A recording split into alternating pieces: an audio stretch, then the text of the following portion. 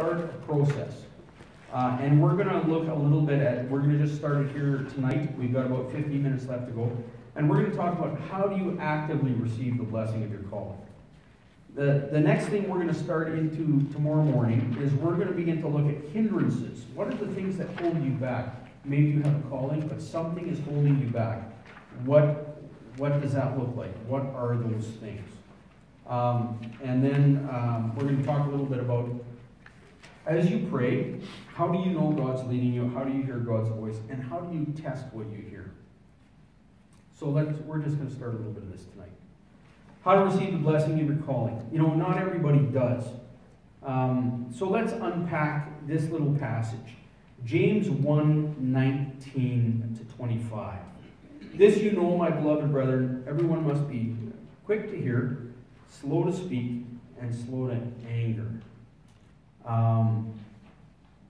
Not everybody does receive God's call, or not everybody steps into God's call.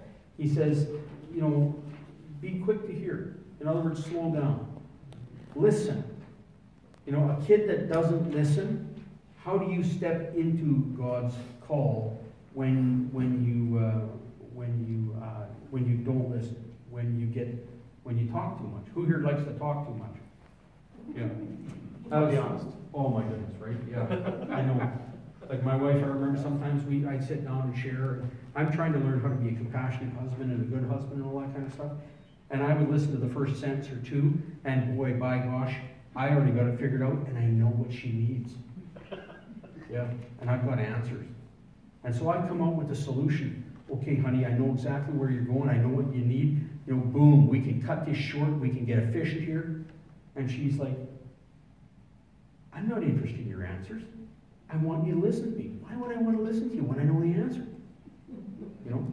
And somehow that didn't do well for my relationship with my wife, right? I'm trying to walk this call as a nice, healthy husband, going deeper in intimacy with my wife, and something keeps going off the rails. Why? Because I don't take the time to listen, because I'm too quick to speak, and then, of course, sometimes because I get angry too fast.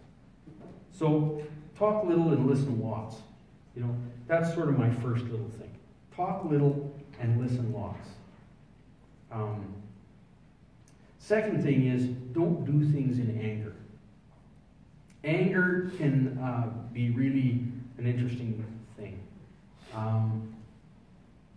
James 1, verse 19 to 25, or verse 20 says, the anger of man does not achieve the righteousness of God. So when you think about anger, there's actually another interesting verse. It comes out of Ephesians 4:25, and it says, be angry. So Paul says, be angry, but do not sin. This says, don't do things out of anger. It says, anger does not work the righteousness of God. So there's two kinds of anger. Let me just look at this board over here. There's two kinds of anger. There's godly anger. This is the Ephesians 4 stuff. And what the godly anger is, it focuses on the sin. Right? So if you have two people, and something is going wrong between those two people, this sort of, you know, communication's going like this, but things ain't working well. There's selfishness, there's accusations, there's all that kind of stuff. Maybe there's betrayal, whatever it is. But godly anger focuses on the sin. Why does it focus on the sin? Because godly anger hates the thing that divides people. Who here has you ever been away from your family for a long time? And you want to get home, you want to get back to them, you just hate the trip that you're on because it's taking too long. That's sort of what godly anger does. It hates the thing that divides. It wants to rejoin that relationship. It wants to reconnect. Ungodly anger, this is the kind James is talking about. Ungodly anger hates the person. Now, folks, it's a sin to hate somebody Christ died for. We're supposed to even love our enemies. Those people who have done all kinds of sins to us. So ungodly anger is selfish. Ungodly anger says, I want my own way. Ungodly anger says, I'm going to get my pound of flesh. I'm going to punish someone. Ungodly anger hates the other person. And when you're driven by ungodly anger, it says, even if you're right, the selfishness part of it is always going to shoot you in the foot. It's always going to do damage. It'll never get that person back. Who here has ever been right in an argument and the other person walked away not very pleased with you? Yeah. Why? Because even though I was right, I was selfish. So receive the word, it says. Don't just hear it. Therefore, putting aside all filthiness and all that remains of wickedness, in humility receive the word implanted, which is able to save your souls. So receive the word. Don't just read it. That was one of the I guess, the big things, and it leads into this next passage. For me, when I was in Bible school, one of the things, we were starting to get bored with our Bible because we were spending so much time studying it, and it was getting to be a drag. And a couple of us got together, and we were saying our prayers one night, and we decided, you know what, we have to do something about this. So we are going to start acting on our Bible. So we picked verses.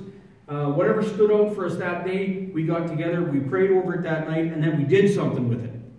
Even like any kind of verse that asked us to do something or take a step of obedience, we acted on it. And that's actually what this next passage says. It says, prove yourself a doer of the word and not merely a hearer who deludes himself. If anyone is a hearer of the word and not a doer, he's like a man who looks at his natural face in a mirror. Once he has looked at himself and gone away, he's immediately forgotten what kind of person he was. But one who looks intently at the perfect law, the law of liberty, and abides by it, not having become a forgetful hearer but an effectual doer, this man will be blessed in what he does. So, not everybody who hears God's directive steps into a blessing. Why? Because they don't do anything with what they've been called to do. They don't act on it. Many people think Bible reading and preaching is all there is to do. You know, as a pastor, if you could take one thing out of this weekend and go do it or act on it, that would be my dream come true. Because then you're giving God a chance to work through you. To just come here and sit and warm a chair and do nothing, well, it's nice to have a church full on Sunday morning, but it's really a waste of time. You've got to do something with it, right?